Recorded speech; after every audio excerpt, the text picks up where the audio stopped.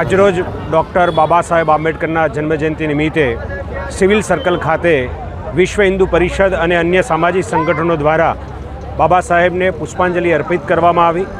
સાથે સાથે આજરોજ વિચાર ગોષ્ઠીના કાર્યક્રમ પણ કરવામાં આવ્યા।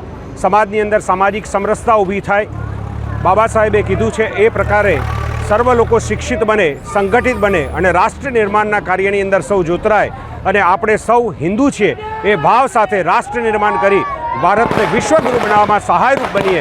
એ જ આજના દિવસે સમાજના તમામ લોકોને સમરસ બનીને આપણે સૌ એક બની રાષ્ટ્રના નિર્માણના કાર્યમાં જોતરાઈએ, એ જ અભ્યર્થના। જય ભીમ, ડૉક્ટર બાબા સાહેબ આંબેડકરની જય જય જય શ્રી રામ। પૂજ્ય બાબા સાહેબ આંબેડકરની જન્મ જયંતિ નિમિત્તે વિશ્વ હિન્દુ પરિષદના સામાજિક સમરસતા આયામ દ્વારા આજે પૂજ્ય બાબા સાહેબને પુષ્પાંજલિ ફુલહાર અર્પણ કરવામાં આવ્યો।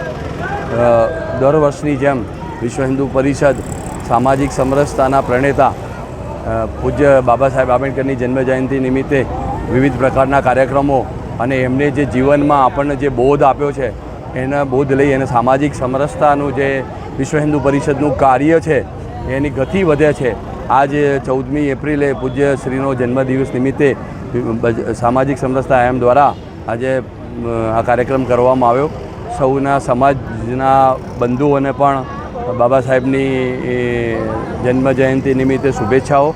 અને બાબા સાહેબે જે પ્રમાણે જે પોતાના જીવનમાં કહ્યું છે એ આપણે જીવનમાં બધા ઉતારીએ અને સામાજિક સમરસતા અને હિન્દુ સમાજને દ્રઢ બનાવવા માટેનો સંકલ્પ કરીએ એવી શુભેચ્છાઓ।